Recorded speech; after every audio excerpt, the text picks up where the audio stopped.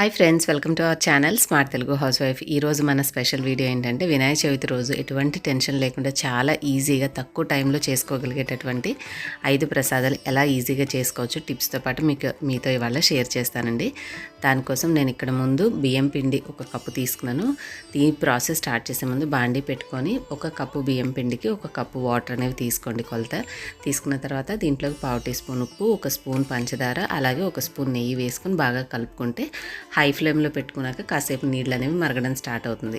నీళ్లు మరిగేటప్పుడు మనం 1 కప్పు బియ్యం పిండి ఏదైతే పక్కన పెట్టుకున్నామో అదంతా కూడా వేసేసి ఒకసారి కలుపుకున్నామంటే మంటని ఇప్పుడు తగ్గించుకోవాలి. బాగా కలుపుతూ ఉంటే పిండి అనేది దగ్గరకు పడుతుంది. ఇలా మిక్స్ చేసుకున్న తర్వాత మూత పెట్టేసేసి ఈ పిండిని కాసేపు గిన్నె పక్కన పెట్టేసుకోవాలి. సో అన్నీ కూడా మిక్స్ చేసుకున్న తర్వాత మనకి నీళ్లు మొత్తం పీల్ చేసుకుని పిండి చక్కగా సాఫ్ట్ అవుతుంది. వేడిగా ఉంటుంది కాబట్టి కొద్దిగా చల్లారే వరకు దీన్ని ఇలాగా మిక్స్ చేసేసి పక్కన పెట్టేసుకుందాం. ఈ లోపల మనం ప్రసాదానికి కావాల్సినటువంటి స్టఫింగ్ అనేది రెడీ చేసుకుందాం. ఈ స్టఫింగ్కి మనం పచ్చి కొబ్బరి లేదా ఎండు కొబ్బరి ఏదైనా వాడుకోవచ్చండి. పచ్చి కొబ్బరి అయితే టెక్స్చర్ సాఫ్ట్గా ఉంటుంది. సో మీ దగ్గర పచ్చిది లేకపోతే ఎండు కొబ్బరి అయినా సరే యూస్ చేసుకోవచ్చు. తురుముకోవడం కానీ లేదంటే మిక్సీ పట్టడం కానీ చేయొచ్చు.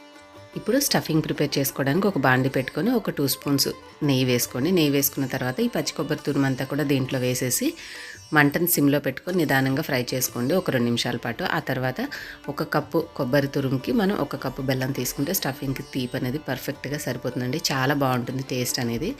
సో నేను 1 2 నిమిషాల పాటు ఫ్రై చేసిన తర్వాత దీంట్లోకి 1 కప్పు బెల్లం తురుము కూడా వేసుకుంటాను. బెల్లం ఈజీగా ఎలాగ తురుముకోవచ్చు అంటే పండగలప్పుడు ఎక్కువగా యూస్ చేస్తాం కాబట్టి ఆ టైంలో మనకి తురుమాలంటే చాలా సమయం పడుతుంది. ఈజీగా అయిపోయే టెక్నిక్ నేను చెప్పినటువంటి వీడియో మీకు డిస్క్రిప్షన్లో ఇస్తాను, కుదిరితే చూడండి. ఇలాగ బెల్లం అంతా కూడా కలిపేసిన తర్వాత కొంచెం దగ్గర పడిన తర్వాత కొద్దిగా చిటికెడు యాలకుల పొడి కూడా వేసేసి మిక్స్ చేసేసి మరొక 3 నుంచి 4 నిమిషాల పాటు సిమ్లో మనం మధ్య మధ్యలో కదుపుకుంటూ ఉంటే ఇగోండి స్టఫింగ్ ఇలాగ చక్కగా రెడీ అవుతుంది. ఇప్పుడు ఆ స్టఫింగ్ని స్టవ్ ఆఫ్ చేసి పక్కన పెట్టేసేసుకొని అది చల్లారే లోపల మనం ఇందాక ఆల్రెడీ వేడి నీళ్ళతో కలుపుకున్నటువంటి బియ్యం పిండి రెడీగా ఉంటుంది. ఇప్పుడు కొద్దిగా గోరువెచ్చగా ఉన్నప్పుడు ఈ పిండి అంతా కూడా ముద్దగా తయారు చేసుకోవాలి. ఒకవేళ మీకు మరీ పొడి పొడిలాడుతున్నట్టుగా అనిపిస్తే కొద్దిగా నీళ్ళని చిలకరించుకుంటూ మరీ ఎక్కువ పోయకుండా కొంచెం నీటిని చిలకరించుకుంటూ మాత్రమే మనం చక్కగా ముద్దగా తయారు చేసుకోవాలి. ఇగోండి స్టఫింగ్ చూసారు కదా, నేను ఇటు మనకి డో రెడీ చేసుకునే లోపల చక్కగా స్టఫింగ్ రెడీ అయిపోయింది. అండ్ నేను పిండి కూడా కలిపేసేసి ముద్దగా చేసి రెడీగా పెట్టుకున్నాను. ఈ 2 ప్రిపేర్ చేసుకుంటే ఇంకా ప్రసాదాలు చేయడం అనేది చాలా క్విక్గా అయిపోతుందండి. మీకు వీడియోలో చూడడానికి కొంచెం లెందీ అనిపించవచ్చు కానీ మనం ఇంట్లో చేసుకుంటుంటే ఫటాఫట్ అయిపోతుంది అనమాట.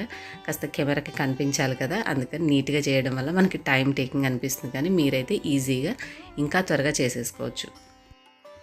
మనం ఇందాక పిండి ఉడికించుకునేటప్పుడే దాంట్లో కొద్దిగా సాల్ట్ అలాగే మనం పంచదార వేసుకున్నాం కాబట్టి మరీ పచ్చిగా లేకుండా పచ్చి ఉండ్రాళ్ళు అనేవి నేను ఒక 5 తీసుకొని సపరేట్గా పక్కకు పెట్టేసుకున్నానండి. ఇది ఒక ప్రసాదము.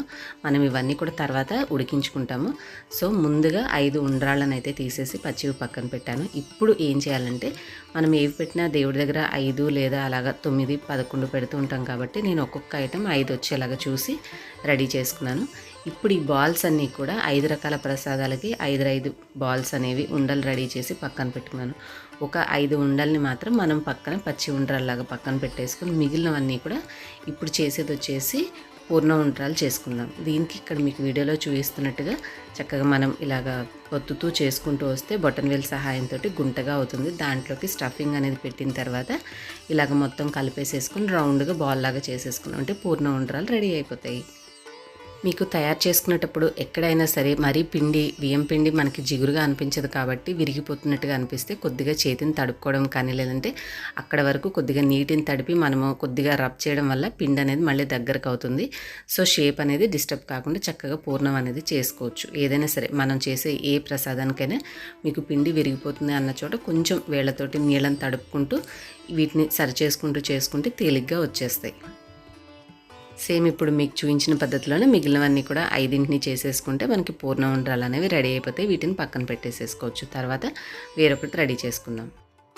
ఇప్పుడు కుడుము షేప్లో ఉండ్రాలు ఎలా చేసుకోవాలో చూద్దామండి. దీనికి ఏమీ లేదు, మనం పిండిని కొంచెం తీసుకున్న తర్వాత సిలిండ్రికల్ షేప్లో అంటే పొడవుగా ఉండేలాగా మీరు కొద్దిగా చేతితో ఈ విధంగా బొటన్ వేలు సహాయంతో ప్రెస్ చేసి పొడవుగా ఉండేలాగా చేసి స్టఫింగ్ అనేది ఈ విధంగా మధ్యలో పెట్టి సైడ్స్ అన్నీ కూడా కవర్ అయ్యేలాగా కొద్దిగా మనము తడి చేసుకుంటూ అవసరమైతే పొడి పొడిగా అనిపించిన చోట ఇట్లాగా సీల్ చేసేసుకోవాలి. మొత్తం అంతా కూడా క్లోజ్ చేసేసి మనం చేతితోటి కొంచెం దగ్గరికి ఒత్తినట్టుగా చేస్తే మనకి ఏమాత్రం స్టఫింగ్ బయటికి రాకుండా మంచిగా కుడుములు అనేవి రెడీ అయిపోతాయి. సో ఈ విధంగా ఉన్నటువంటి 5 కూడా రెడీ చేసేసి పక్కన పెట్టుకుందాం. కొత్తగా చేసుకునే వాళ్ళకి తేలిగ్గా అర్థమవుతుందని చెప్పేసి ఒక్కొక్కటి నేను 2 సార్లు చేయడం చూపించాను. దీనివల్ల ఏంటంటే మనకి చూడంగా ఎలా చేసుకోవాలనేది ఈజీగా అర్థమైపోతుంది. అండ్ ఈ 2023 సంవత్సరంలో మనకి వినాయక చవితి 18వ తారీఖు చేసుకోవాలండి. 18, 19 అని కన్ఫ్యూజన్ ఉంటుంది కాబట్టి 19 మనకి మధ్యాహ్నం నుంచి ఈ విధంగా చవితి అనేది తిది వెళ్ళిపోతుంది కాబట్టి 18వ తారీఖున వినాయక చవితి చేసుకోవాలి. ఎవరికైనా డౌట్ ఉంటే క్లియర్ అవుతుందని చెప్పాను. ఇదిగోండి కుడుములు కూడా అయిపోయినాయి. ఇంక ఇప్పుడు మోదకాలు తయారు చేసుకుందాం. మోదకాలు కూడా సేమ్ అదే ఇందాక చూపించినట్టుగానే బొటన్ వేల్ సహాయంతో మనము కొద్దిగా ఈ విధంగా గుంటగా చేసుకుంటూ వస్తే లోపల స్టఫింగ్ పెట్టడానికి ఖాళీగా వస్తుంది స్థలము. మనం ఇక్కడ స్టఫింగ్ పెట్టుకున్న తర్వాత కొద్దిగా క్లోజ్ చేసేటప్పుడు అంటే షేప్ చేసేటప్పుడు మీకు ఏ విధంగా చేశాననేది చూస్తే అలా చేసుకుంటే మనకి మోదకం షేప్ అనేది వచ్చేస్తుంది. సో ఇలాగా మిగిలిన 5 మోదకాలని కూడా రెడీ చేసేసుకుందాం.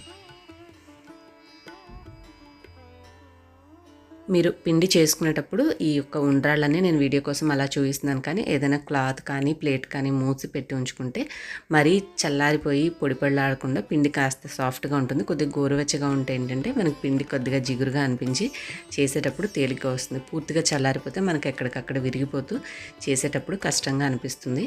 మోదకాలు షేప్ చేసిన తర్వాత మనకి మౌల్డ్లో ఎలా అయితే షేప్ వస్తుందో అలా రావడం కోసం నేను కొద్దిగా ఫోర్క్ తోటి ఇలా సైడ్ ఘాట్లు అనేవి పెట్టాను.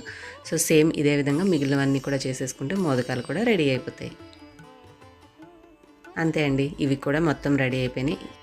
ఇంకా లాస్ట్గా జిల్లేడికాయలు ఉన్నాయి కదా, ఆ షేప్ చేసుకోవడం కోసం ఎలా చేస్తానో చూపిస్తాను. లాస్ట్కి వచ్చేసరికి ఇది ఒక్కటి పిండి బాగా ఎక్కువగా చల్లారిపోవడం వల్ల కొంచెం కష్టంగా అనిపించింది. అలాంటప్పుడు నేను ఏం చేశానంటే నీళ్ళల్లో చేతిని తడుపుకుంటూ ఇలాగా బటర్ పేపర్ మీద కానీ ఏదైనా మనకి ఆయిల్ కవర్లు ఉంటాయి కదా, వాటి మీద కొంచెం నెయ్యి కానీ ఏదైనా అప్లై చేసుకొని ఈ విధంగా చెక్కలకి పిండిని ఎలా అయితే వద్దుకుంటామో ఆ విధంగా కొంచెం మరీ పలచగా కాకుండా చేసుకొని మధ్యలో స్టఫింగ్ పెట్టుకొని మీకు వీడియోలో చూపిస్తున్నట్టుగా ఫోల్డ్ చేసుకోవాలి. చివర్లు మరీ హెచ్చు తగ్గులుగా అనిపిస్తే మీరు చాకుతో కానీ ఏదైనా దాని సహాయంతో కట్టర్ తోటి అంచులు కట్ చేసేయచ్చు. లేదంటే మనం చేతితోటైనా సరే కొద్దిగా తడుపుకొని ఫోల్డ్ చేసేస్తే నీట్గా షేప్ అయిపోతుంది. మీ ఇష్టాన్ని బట్టి ఇంకా పర్ఫెక్ట్గా కావాలంటే కట్టర్ తోటి ఎడ్జెస్ అనేవి కట్ చేసుకోండి. లేదంటే ఈ విధంగా సీల్ చేసేసుకుంటే మనకి జిల్లేడికాయల షేప్ అనేది రెడీ అయిపోతుంది. ఇదే విధంగా మిగిలినవన్నీ కూడా రెడీ చేసేసుకుంటే మనకి 5 రకాల ప్రసాదాలు అన్నీ సిద్ధం చేసేసుకున్నట్టే. ఇంకా ఫైనల్గా చివరిగా మిగిలిన స్టెప్ వచ్చేసి వీటిని ఆవిరి మీద ఉడికించుకోవడమే. చేతితోటి ఒత్తేటప్పుడు మనకి పేపర్కి అతుక్కుపోకుండా ఒకసారి మనం ఈ విధంగా చెక్కలాగా పలచగా ఒత్తుకున్న తర్వాత ఒకసారి దాన్ని ఈజీగా తీసేసుకున్నామంటే మళ్ళీ అడుగుకి అంటుకోకుండా ఈజీగా వస్తుంది ఫోల్డ్ చేసుకునేటప్పుడు. ఇప్పుడు స్టఫింగ్ పెట్టేసేసుకుని సైడ్కి క్లోజ్ చేసేస్తే సరిపోతుంది. ఇదే విధంగా మిగిలినవన్నీ కూడా చేసేసుకుంటే మనకి అన్నీ రెడీ అయిపోయినాయి. తక్కువ సమయంలో ఎక్కువ శ్రమ పడకుండా చక్కగా 5 రకాల ప్రసాదాలని సిద్ధం చేసేసుకున్నాము. ఇప్పుడు వీటన్నిటిని కూడా ఆవిరి మీద ఉడికించుకోవాలి. ఇడ్లీ పాత్రలో కానీ లేదంటే ఏదైనా వెడల్పాటి గిన్నెలో మనకి మామూలుగా ఏమైనా బాయిలింగ్ ప్లేట్స్ ఉంటే వాటి మీద అయినా సరే నేతిని రాసుకొని అడుగంటకుండా చక్కగా వీటన్నిటిని ఒకదానికొకటి మరీ అతుక్కునేలా కాకుండా చక్కగా పేర్చి ఒక 10 నిమిషాల పాటు ఆవిరి మీద ఉడికించుకుంటే మనకి ప్రసాదాలు అనేవి సిద్ధమైపోతాయి. పండగలప్పుడు ప్రసాదాలు తేలిగ్గా చేసుకోగలిగితే మనం పూజ మీద ఎక్కువగా శ్రద్ధ పెట్టి చక్కగా ఎక్కువసేపు పూజ చేసుకోవడానికి, ఇంట్లో ఎక్కువ టెన్షన్ పడకుండా ప్రశాంతంగా పూజ ముగించుకోవడానికి అవకాశం ఉంటుంది. ఇప్పుడు వీటన్నిటిని కూడా నేను నెయ్యి రాసినటువంటి ప్లేట్లో పెట్టేసేసి ఇలాగ ఒక 10 నిమిషాల పాటు స్టీమ్ చేసుకున్నాను. ఇలా చేసుకున్న తర్వాత 10 నిమిషాలు ఉన్నాక మూత తీసి చూస్తే చక్కగా ప్రసాదాలన్నీ రెడీ అయిపోతాయి. మంచిగా మీరు కూడా ఈ విధంగా తయారు చేసుకొని ఈ యొక్క వినాయక చవితిని ఆనందంగా జరుపుకోవాలని మనస్ఫూర్తిగా కోరుకుంటూ అందరికీ కూడా అడ్వాన్స్డ్ హ్యాపీ వినాయక చవితి.